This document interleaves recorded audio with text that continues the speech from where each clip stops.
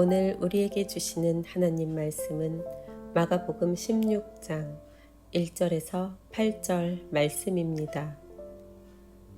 안식일이 지남에 막달라 마리아와 야고보의 어머니 마리아와 또 살로메가 가서 예수께 바르기 위하여 향품을 사다 두었다가 안식 후 첫날 매우 일찍이 해 돋을 때에 그 무덤으로 가며 서로 말하되 누가 우리를 위하여 무덤 문에서 돌을 굴려 주리오 하더니 눈을 들어본즉 벌써 돌이 굴려져 있는데 그 돌이 심히 크더라. 무덤에 들어가서 흰 옷을 입은 한 청년이 우편에 앉은 것을 보고 놀라매 청년이 이르되 놀라지 말라. 너희가 십자가에 못 박히신 나사렛 예수를 찾는구나. 그가 살아나셨고 여기 계시지 아니하니라. 보라, 그를 두었던 곳이니라. 가서 그의 제자들과 베드로에게 이르기를 예수께서 너희보다 먼저 갈릴리로 가시나니 전에 너희에게 말씀하신 대로 너희가 거기서 배우리라 하라 하는지라. 여자들이 몹시 놀라 떨며 나와 무덤에서 도망하고 무서워하여 아무에게 아무 말도 하지 못하더라.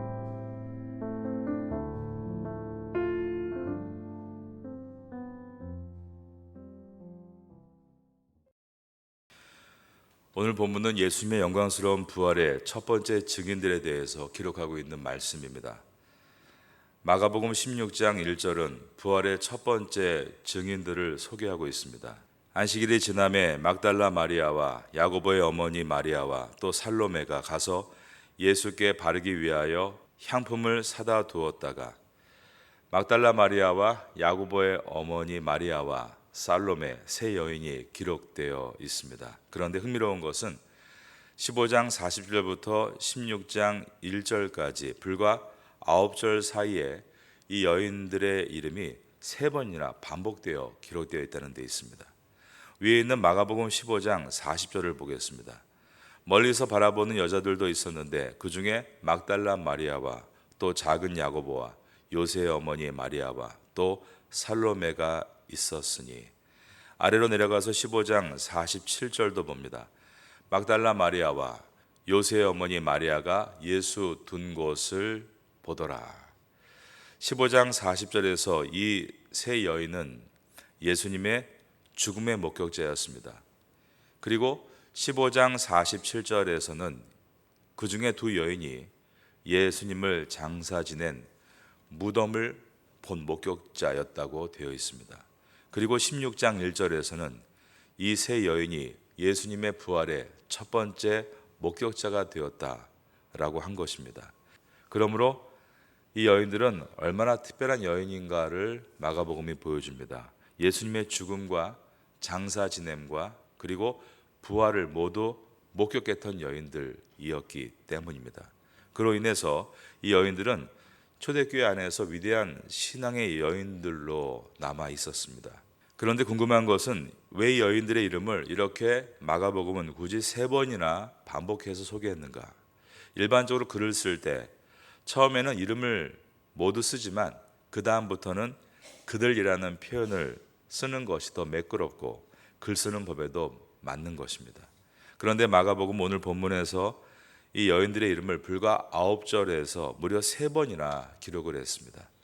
예수님의 죽음과 장사 지냄과 부활의 증인이 모두가 여성이었다는 것을 강조하기 위해서입니다.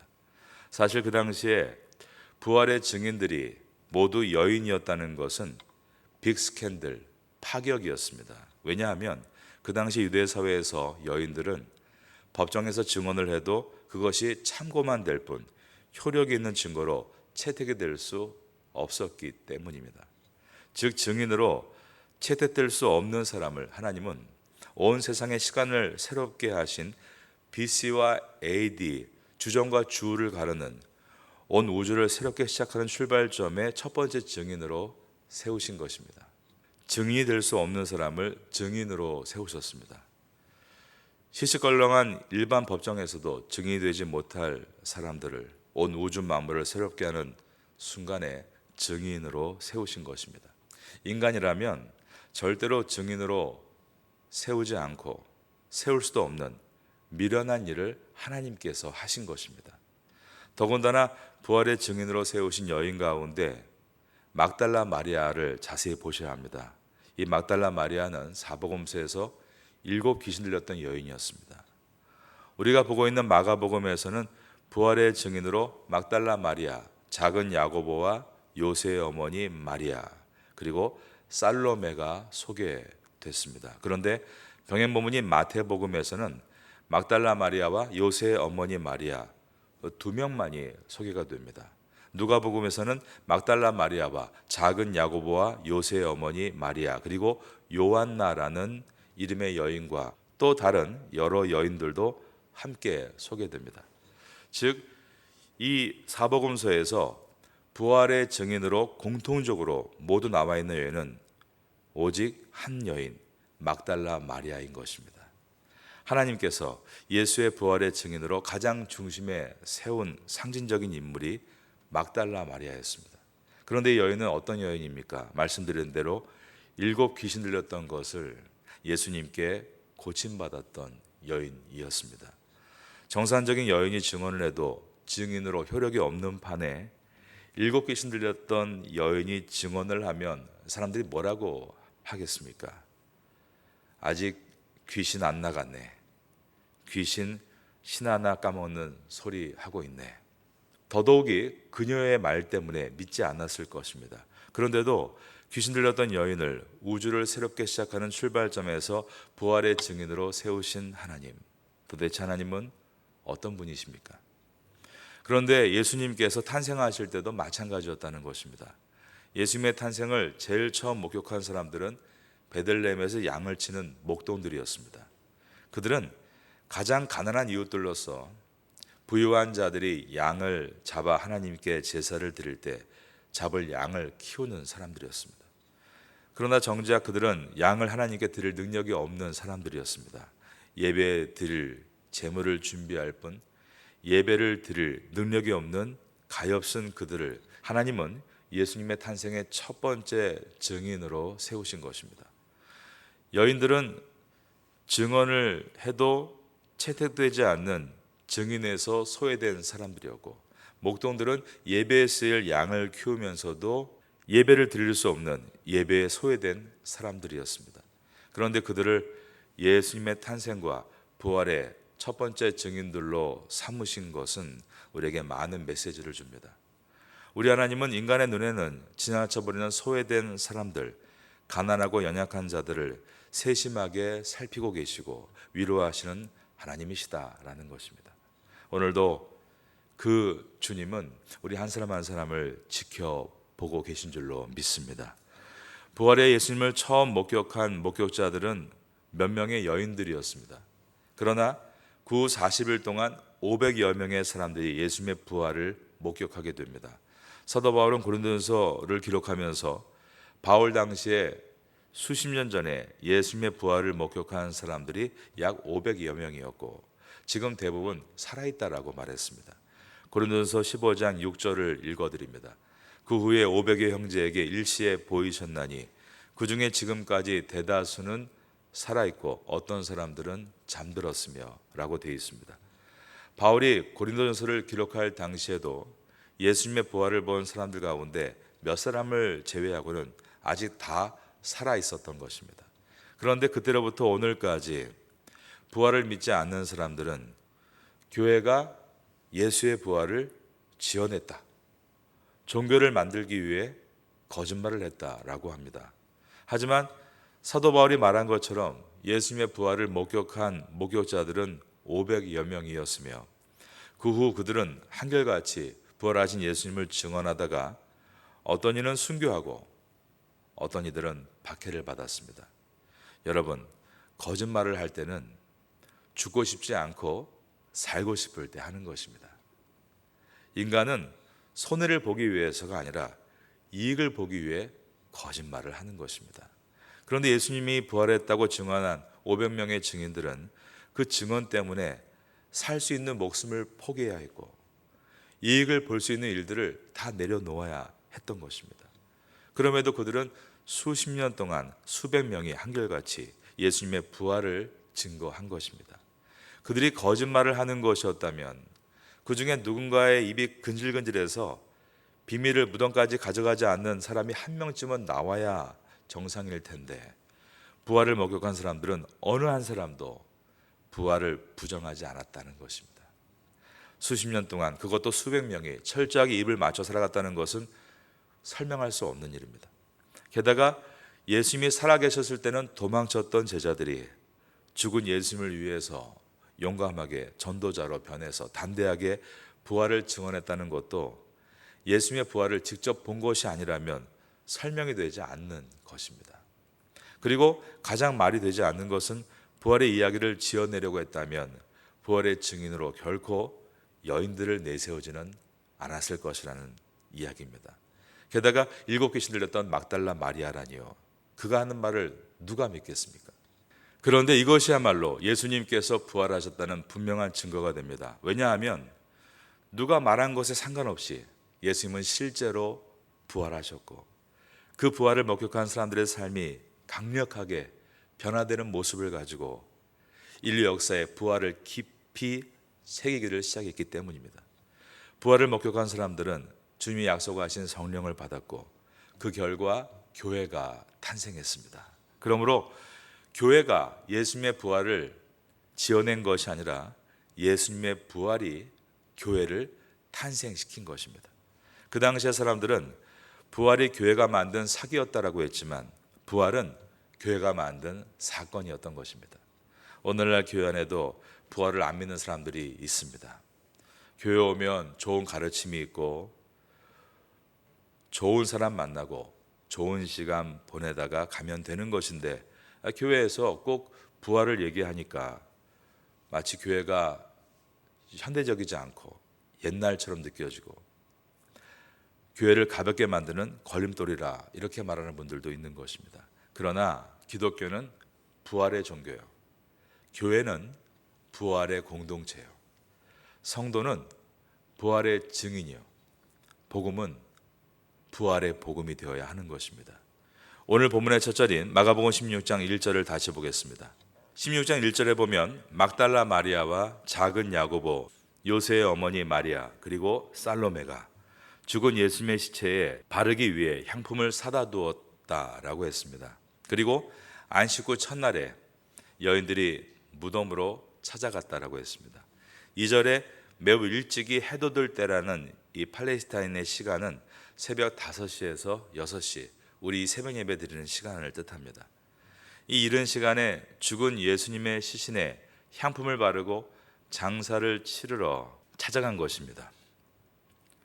그러나 이미 사흘 전에 경건한 유대인이었던 니고데모라는 사람이 향품을 100리트라 약 200근 정도를 준비했고, 아리마대의 요셉이라는 사람은 로마 총독 빌라도에게 당당히 가서 예수님의 시신을 달라고 요구했고, 그리고 니고데모가 준비한 향품으로 깨끗이 닦고 깨끗한 세마포에 시신을 싸서 장례 절차를 다 마치고 무덤 입구를 큰 돌로 막아 놓은 상태였습니다. 이 여인들은 분명히 이 장면을 다 보았다는 것입니다. 누가복음 23장 55절과 56절에 이렇게 기록되어 있습니다. 갈릴리에서 예수와 함께 온 여자들이 뒤를 따라 그 무덤과 그의 시체를 어떻게 두었는지를 보고 돌아가 향품과 향유를 준비하더라. 계명을 따라 안식일에 쉬더라. 유대 사회에서는 금요일 저녁 안식일이 시작이 된 다음부터 토요일 저녁 안식일이 끝날 때까지는 상점에서 물건을 팔지 않았고 이동의 거리도 제한이 있었습니다. 그러므로 여인들은 안식일이 지난 다음 날, 즉 3일이 지난 안식 후 첫날 이른 아침부터 자기들이 각자 준비했던 향품과 향유를 들고 예수님의 시신을 둔 돌 무덤 앞으로 달려간 것입니다. 16장 2절을 보겠습니다. 안식 후 첫날 매우 일찍이 해 돋을 때에 그 무덤으로 가며 그들은 말합니다. 3절입니다. 서로 말하되 누가 우리를 위하여 무덤 문에서 돌을 굴려 주려 하더니 이 여인들은 이미 사흘 전에 예수님의 시신에 200근의 향품이 부어지고 세마포에 쌓여 무덤에 장사되고 돌로 무덤을 덮어놓은 것을 보았던 것입니다. 그러나 그들이 준비한 작은 향품과는 말할 수 없는 향품이 예수님의 온몸에 부어졌고 여인 몇 사람에 가서는 도저히 옮길 수 없는 무거운 돌이 무덤을 막아 놓았다는 것을 알면서도 지금 달려갔다는 것입니다. 누가 우리를 위하여 무덤문에서 돌을 굴려주리요. 무덤 가까이 가도 결코 무덤 안으로 들어갈 수 없다는 것을 이미 잘 알고 있습니다. 그러면 도대체 이 여인들은 왜 꼭두 새벽부터 그곳에 달려가는 것입니까? 오래전에 세월호 침몰에 관한 다큐멘터리 72시간의 기록 아들아 딸아 라는 다큐멘터리를 보고 몹시 슬퍼했던 일이 있습니다. 다큐멘터리의 첫 번째 부분은 배가 침몰했다는 소식을 뉴스에서 접한 학부모들이 그날 밤부터 하나 둘씩 진도로 모여드는 것으로 시작이 됩니다. 넓은 체육관에 임시로 마련된 대책본부에 모두 모여서 자리를 깔고 조마조마한 심정으로 생중계되는 방송을 보면서 뜬 눈으로 밤을 지새우는 모습이 비춰지는 것입니다. 그런데 하루가 지나도 시신 몇 구 외에는 300여 명의 어른과 학생들에 대한 생사가 확인되지 않자 그들이 그 다음날 새벽에 진도항으로 막 달려가는 것입니다. 그리고 수색 작업 현장을 살펴보며 저 멀리 배가 침몰했다는 곳에 얼굴을 두고는 계속 바라보는 것입니다. 하지만 오후가 돼도 단 한 아이도 건져내지 못하자 그들은 해경의 배를 타고 직접 바다로 나갔습니다. 그러나 여전히 한 아이도 건지지 못하는 장면을 안타깝게 바라보면서 배가 침몰한 것을 3일 동안 빙빙 돌며 목 놓아 눈물만 흘리고 있는 모습을 이 다큐멘터리의 제목으로 72시간의 기록 아들아 내 딸아 라고 붙인 것입니다. 마찬가지로 막달라 마리아와 작은 야고보의 어머니 마리아와 살로메는 그 이른 새벽에 가도 돌을 옮기지 못할 것을 알았습니다. 향품을 이미 다 발랐기에 자기가 준비한 향품이 쓸모없게 된 것도 알았습니다. 하지만 그럼에도 그들은 예수님의 무덤을 향해 달려갔던 것입니다. 아마도 그들이 이렇게 말하지 않았나 싶습니다. 우리가 가만히 어떻게 집에 있을 수 있겠어? 나는 그렇게 못해. 나나 당신이나 집에 있을 수 없잖아. 그러면서 돌을 옮길 수도 시체를 볼 수도 없으면서 그들은 그렇게 아무 대책 없이 예수님 무덤 앞으로 찾아간 것입니다. 설교를 준비하면서 침몰한 세월호 주변을 빙빙 돌던 가족들이 다시 생각이 나서 참 마음이 아팠습니다. 그리고 코로나로 가족을 잃은 사람들의 아픔도 또 생각이 났습니다. 저는 우리 사회가 들어야 될 진정한 복음이 무엇인가? 그 소망의 복음은 부활의 복음이어야 한다라고 믿습니다. 왜 그렇습니까? 예수님께서 부활하심으로 우리 모든 사람들도 장차 부활할 것을 보여주셨고 부활의 첫 열매가 되어주심으로 첫 열매가 시작이 되면 감나무에는 첫 번째 감이 시작됨과 함께 다른 감이 주렁주렁 열리듯 망고나무에도 첫 번째 망고가 나타나면 그 다음부터 망고가 주렁주렁 열리듯 우리 모두도 부활의 첫 열매이신 예수님을 따라 반드시 부활하여서 하나님의 나라, 예수 그리스도의 나라, 성도의 나라에 입성하게 될 것이기 때문입니다. 여인들이 가보니 무덤의 돌문은 열려 있었고 천사와 같이 흰 옷을 입은 한 젊은 사람이 다음과 같이 말을 하는 것이었습니다. 너희가 십자가에 못 박이신 나사렛 예수를 찾는구나. 그가 살아나셨고 여기 계시지 않는다. 마가복음 16장 5절과 6절입니다. 무덤에 들어가서 흰옷을 입은 한 청년이 우편에 앉은 것을 보고 놀라매 청년이 이르되 놀라지 말라. 너희가 십자가에 못 박히신 나사렛 예수를 찾는구나. 그가 살아나셨고 여기 계시지 아니하니라. 보라 그를 두었던 곳이니라. 그리고 말합니다. 가서 그의 제자들과 베드로에게 이르기를 예수께서 너희보다 먼저 갈릴리로 가시나니 전에 너희에게 말씀하신 대로 너희가 거기서 배우리라 하라 하는지라. 예수님은 십자가를 지시기 전에 부활을 말씀하셨고 우리 갈릴리에서 다시 만나자라고 하셨습니다. 그 말씀 그대로 예수님은 죽음을 깨뜨리시고 부활하셔서 먼저 갈릴리로 가셔서 제자들을 기다리신 것입니다. 저는 이 시간 여러분께 정중하게 여쭙고 싶습니다. 여러분들은 여러분의 죽음 이후에 부활할 것을 믿으십니까? 여러분, 우리가 예수님이 약속하신 그 부활의 미래를 진정으로 믿게 된다면 우리 현재의 삶은 완전하게 바뀌게 될 것입니다. 장애와 질병이 힘들고 남이 하는 평판이 늘 신경 쓰이고 돈이 없는 것이 그토록 두려운 이유는 이 망가진 세상이 전부라고 믿기 때문입니다. 그리고 이 육신이 내가 가질 수 있는 유일한 기회라고 생각하기 때문입니다. 초대교회는 약 300년 동안 박해가 있었습니다. 주 313년에 로마의 콘스탄티노스 황제가 기독교를 믿도록 허용해 줄 때까지 말입니다. 이제 로마 전역에서 기독교를 자유롭게 믿게 되었을 때 주 325년 5월 20일이었습니다. 각지에 흩어져 있던 교회의 목사님들과 대표들이 다 모였습니다. 그들이 니케아에 모여서 그 유명한 니케아 회의를 하게 된 것입니다. 그런데 각 교회의 대표들과 목사님들이 모인 자리에서 보니까 어떤 분은 손이 없고 또 어떤 분은 발이 잘려 있었습니다. 혀가 뽑혀 있는 분도 있었습니다. 그리고 눈 하나가 뽑힌 분도 있었습니다. 이와 같이 장애가 있는 분이 대부분이었습니다.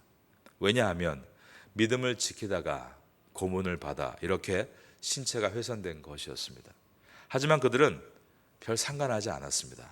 왜냐하면 그들은 부활을 기다렸기 때문입니다. 그러므로 이 땅에서 예수 그리스도를 위해 몸이 닳아 없어지는 것을 오히려 그들은 영광으로 생각했던 것입니다.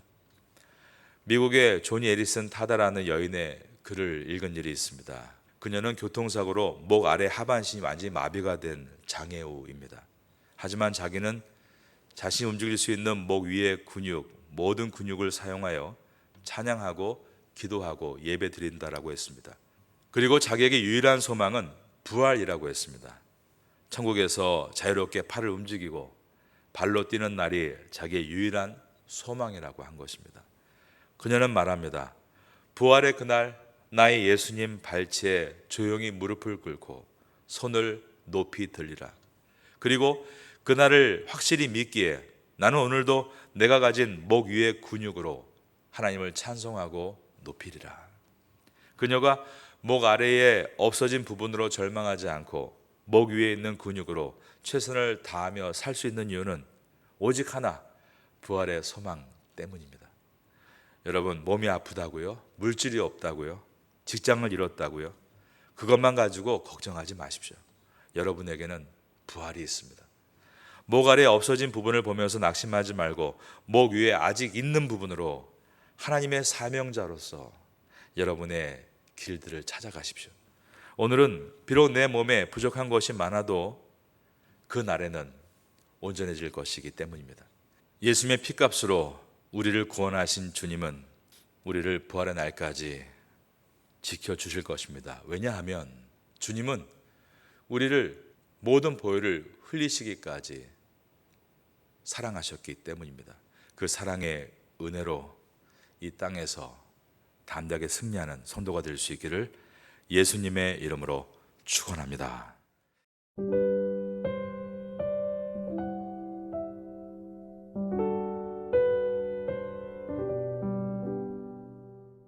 지금은 함께 기도하는 시간입니다. 2월의 공동기도 제목은 첫째, 모든 성도가 마가복음과 요엘서, 생명의 삶 큐티를 통해 신앙의 기초를 다지게 하소서. 둘째, 주일, 새벽, 금요 예배 말씀을 통해 거룩이 회복되게 하소서. 셋째, 각 구역 예배가 말씀으로 시작되고 말씀으로 깊어지는 사랑의 공동체가 되게 하소서. 넷째, 태국 예배부가 말씀으로 일어나게 하소서. 말씀을 붙잡고 기도하는 귀한 시간 되시기를 소망합니다.